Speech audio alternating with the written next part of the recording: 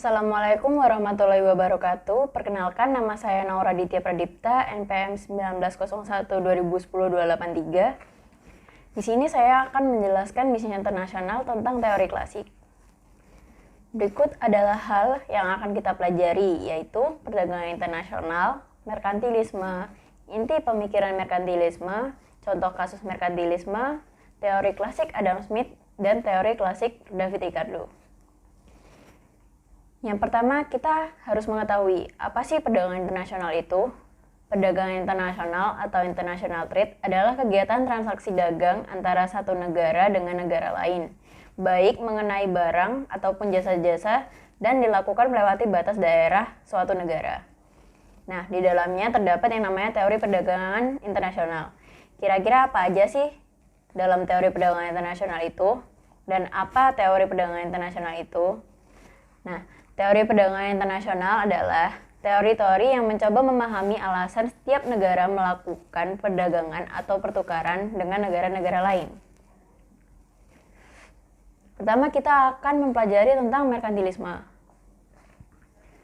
Apa sih merkantilisme itu? Merkantilisme adalah suatu teori ekonomi yang menyatakan bahwa kesejahteraan suatu negara hanya ditentukan oleh banyaknya aset atau modal yang disimpan oleh negara yang bersangkutan, dan besarnya volume perdagangan global teramat sangat penting. Para penganut merkantilisme berpendapat bahwa satu-satunya cara bagi negara untuk menjadi kaya dan kuat adalah dengan melakukan sebanyak-banyaknya ekspor dan sesedikit mungkin impor.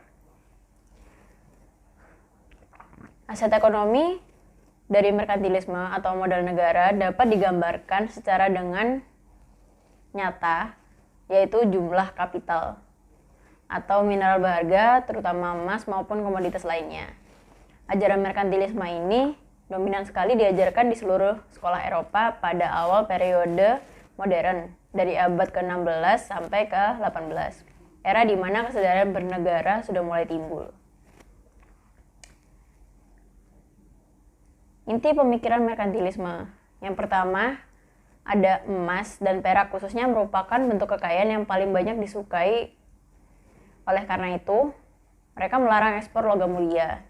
Yang kedua, negara harus mendorong ekspor dan memupuk kekayaan dengan merugikan negara lainnya atau negara tetangga. Yang ketiga, dalam kebijaksanaan ekspor dan impor, berkeyakinan bahwa perkembangan harus dapat diraih dan dikelola dengan jalan meraih surplus sebesar-besarnya dari penerimaan ekspor barang yang melebihi belanja untuk impor barang. Yang keempat, kolonisasi dan monopolisasi perdagangan harus benar-benar dapat dilaksanakan secara ketat untuk memelihara keabadian kaum koloni tunduk dan tergantung kepada negara induk. Yang kelima, penentangan atas bea, pajak, dan restriksi intern terhadap mobilitas barang. Yang keenam, harus dibangun pemerintah pusat yang kuat guna menjamin kebijaksanaan merkantilisme tersebut. Yang ketujuh, pentingnya pertumbuhan penduduk yang tinggi namun disertai dengan sumber daya manusia yang tinggi pula untuk memenuhi kepentingan pemasokan, kepentingan militer, serta pengelolaan merkantilisme yang kuat pula. Selanjutnya ada contoh kasus merkantilisme. Nah, yang pertama adalah salah satu negara penganut yang paham merkantilisme dapat dilihat dari negara Inggris. Pelopornya yang pertama adalah Raja Henry ke-7 pada tahun 1485 sampai 1509, melalui peningkatan industri topi dan meningkatkan perpajakan untuk memajukan pelayaran dan perdagangan. Nah, merkantilisme mulai mengalami peningkatan pada masa Ratu Elizabeth I, yaitu tahun 1558 sampai 1603 dalam bidang industri. Ratu Elizabeth I mengeluarkan peraturan wajib memakai topi dari lakan atau wol bagi mereka pada hari Minggu untuk pergi ke gereja. Rakyat juga wajib makan ikan pada hari-hari yang ditentukan.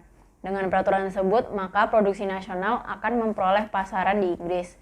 Ratu Elizabeth I juga meningkatkan pelayaran niaga Inggris pada tahun 1588.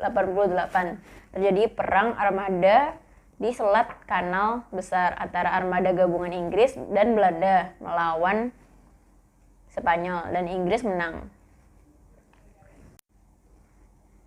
Dari politik merkantilisme, muncul perserikatan dagang seperti East Indian Company atau EIC. EIC memperoleh hak istimewa yaitu hak kejayaan pada masa Perdana Menteri Oliver Cromwell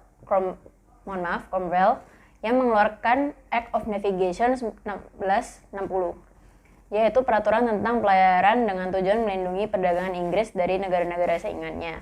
Nah, isinya dari Act of Navigation antara lain, yang pertama, barang-barang dari negara jajahan Inggris hanya boleh diangkut dengan kapal-kapal Inggris. Yang kedua, barang-barang dari negara Eropa hanya boleh diangkut dengan kapal dari Inggris. Dan yang ketiga, pelayaran di pantai Inggris hanya untuk kapal Inggris. Sekarang kita akan memasuki teori klasik para ahli. Teori klasik yang aku jelaskan ini ada dua. Dari siapa aja ya? Yang pertama adalah Adam Smith, yang sering dikenal dengan nama teori murni perdagangan internasional. Nah, di sini aku akan menjelasin teori Adam Smith, yaitu keunggulan mutlak atau absolute advantage. Menjelaskan tentang keunggulan suatu negara terhadap negara lain secara mutlak dalam hal produksi berdasarkan besaran atau variabel real, bukan moneter. Misalnya, nilai suatu barang diukur dengan banyaknya tenaga kerja yang dipergunakan. Untuk menghasilkan barang, makin banyak tenaga kerja yang digunakan, akan makin tinggi nilai barang tersebut. Ini disebut labor theory of value. Nah, di sini teori klasiknya Adam Smith ini mempunyai manfaat, yaitu ada dua. Yang pertama, memungkinkan kita secara sederhana menjelaskan spesialisasi dan keuntungan dari pertukaran. Yang kedua, prinsip teori ini tidak ditinggalkan atau tetap berlaku. Nah, sekarang aku akan ngasih contoh dari keunggulan mutlak ini. Sini banyaknya tenaga kerja yang diperlukan untuk menghasilkan per unit. Asumsikan kita hanya memproduksi dua hal, yaitu gandum sama pakaian. Dan di sini ada dua negara, yaitu Amerika sama Inggris. Nah, sekarang kita lihat di kotak ini.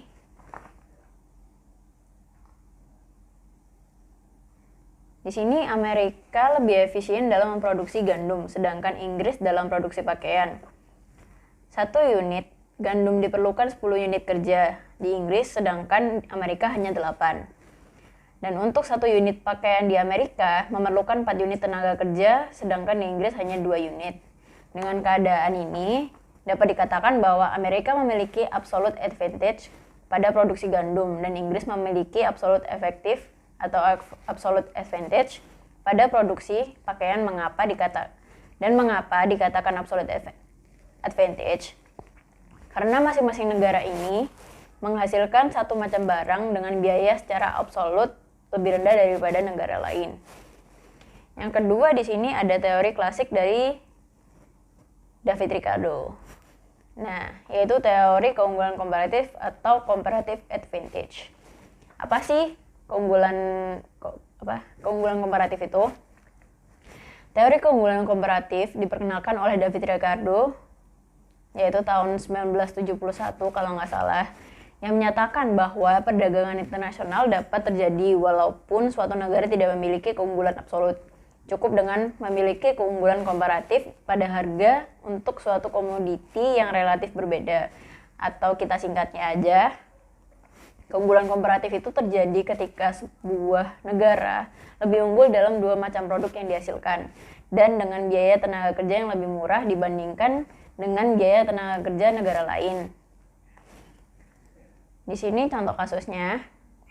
Nah, dapat dilihat di sini kan ada kotak itu negara, hasil kerja, persatuan output, beras dan elektronik, terus dasar tukar dalam negeri atau DTDN dari Vietnam sama Korea Selatan. Di Vietnam beras 40 kg per hari, sedangkan elektronik 40 unit per hari. Dengan DTDN, 1 unit elektronik sama dengan 1 kg beras. Di Korea Selatan, beras 50 kg per hari dan elektronik 80 unit per hari. Dalam tukar dalam negerinya atau DTDN-nya, dalam 1 unit elektronik sama dengan 0,625 kilogram beras. Keuntungan Vietnam. Di Vietnam 1 kg beras sama dengan 1 unit elektronik. Sedangkan di Korea Selatan 1 kg beras sama dengan 1,6 unit elektronik. Jika negara Vietnam menukarkan berasnya dengan elektronik di Korea Selatan, maka Vietnam akan mendapatkan keuntungan sebesar 0,6 yang diperoleh dari 1,6 elektronik dikurangi 1 elektronik. Terus untuk keuntungan di Korea Selatan sendiri 1 unit elektronik sama dengan 0,625 kg beras. Sedangkan di Vietnam 1 unit elektronik sama dengan 1 kg beras. Jika negara Korea Selatan menukarkan elektronik dengan beras di Vietnam, maka Korea Selatan akan mendapatkan keuntungan sebesar 0,375 yang diperoleh dari 1 beras dikurangi 0,625 beras. Sekian yang bisa saya jelaskan tentang teori klasik. Mohon maaf bila banyak salah dan kurang lengkap. Semoga dari video ini bisa memberikan kalian ilmu baru. Terima kasih. Wassalamualaikum warahmatullahi wabarakatuh. Bye-bye.